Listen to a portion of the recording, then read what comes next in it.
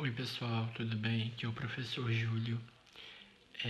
Espero que vocês estejam se cuidando, lavando a mão com água e sabão, fazendo uso do álcool em gel. Bom, nossas aulas por enquanto vão ser dessa forma, aqui por videoaulas, mas em breve a gente vai estar aí junto de novo. Hoje nós vamos falar do capítulo 3, Reações Químicas e Radiações, lá na página 68 do livro.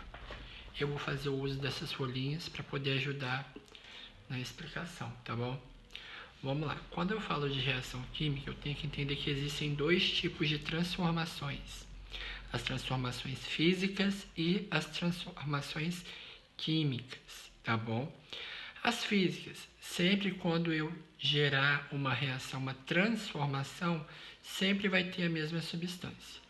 Na reação química, na transformação química, haverá a formação de uma nova substância. Como que isso vai acontecer? Para isso acontecer, vamos entender duas coisas. O que é um fenômeno físico? Um fenômeno físico é quando eu não vou formar uma nova substância. Eu vou ter a substância, ela vai se transformar e vai ser constituída daquela mesma substância. Ela não vai se transformar em uma coisa nova, vai ser constituída do mesmo material. Não altera a constituição. Olha o exemplo aqui. Eu tenho um copo com cubos de gelo, água no estado sólido. Essa outra aqui, ele passou por uma transformação, derreteu o gelo, transformação física, ficou em estado líquido. Mas ambos têm a mesma constituição da substância, que é o que? H2O. São formados de água. Só houve a transformação física. Outros exemplos que também podem ser de fenômeno físico. Papel picado. Se eu pegar um papel, cortar esse papel, ele continuará sendo papel. Quebra de vidro, um copo de vidro. Partiu um copo de vidro que caiu no chão, derrubou. Vai quebrar o vidro em pedacinhos. Caco de vidro continuará sendo vidro. Fenômeno químico, ao contrário do físico, haverá a formação de uma nova substância. Ela se transformará, altera a constituição do que ele será feito. Exemplo, tem a madeira aqui. Queimei a madeira, houve a combustão, ela se transformará em carvão, deixará de ser madeira, outra constituição. Então, quando eu altero a constituição, é chamado de fenômeno físico. Fenômeno químico, desculpa aí, tá bom? Fenômeno químico. Ainda falando de reação química, eu tenho que entender o que? Numa reação química, eu tenho a composição de dois elementos, que são reagentes e produtos. Os reagentes são aqueles que vão sofrer a transformação. E o produto é a substância que vai ser formada, a substância que se formou. Então, reagentes eles interagem entre eles e formam um produto.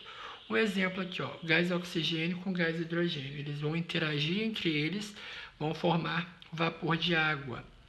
Outra coisa, o ácido clorídrico e zinco reagindo entre eles, ácido clorídrico formado por hidrogênio e cloro. O zinco, eles vão interagir entre eles e vão formar uma nova substância aqui, tá bom?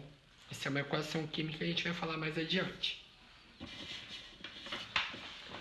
Chegamos na equação química, reações químicas e balanceamento.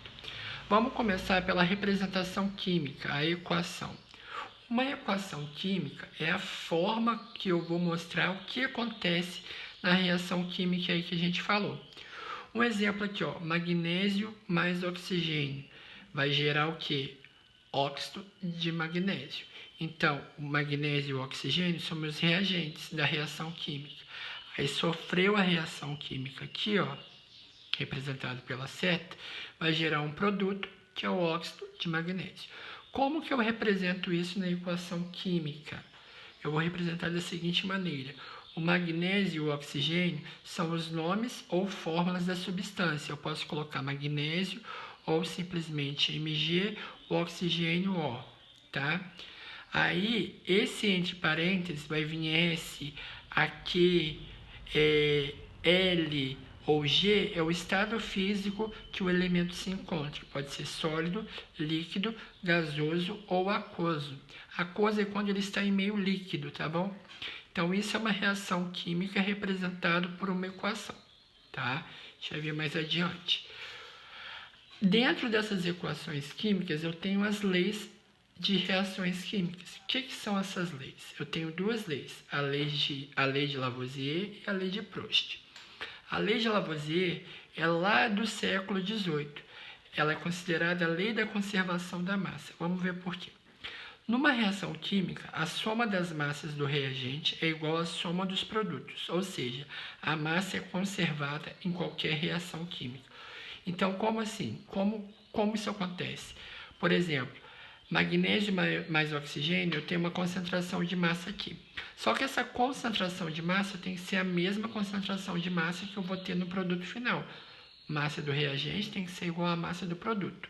Isso é o que é a lei de Lavoisier, que ficou até conhecido como uma frase muito famosa: na natureza nada se perde, nada se cria, tudo se transforma. Eu tenho também a outra lei, que é a lei de Proust, que é parecido com a lei de Lavoisier aí, ó. Massa do reagente e massa do produto obedecem sempre à proporção constante, ou seja, sempre vai ter uma mesma proporção independente dos elementos que eu vou utilizar, tá bom? Aí eu vou vir com a equação para poder fazer o balanceamento. O que é esse balanceamento? Eu acabei de falar que tem que ter a mesma quantidade de massa no reagente e no produto. A gente sempre tem que lembrar que o que, ó, equação química de reação, lado esquerdo, reagente, lado direito, produto, tá bom? Sempre assim. Aí, como que eu vou fazer isso? Sempre vai ter que ter a mesma quantidade de reagente e a mesma quantidade de produto. Olha o exemplo aqui: cálcio, carbono e oxigênio.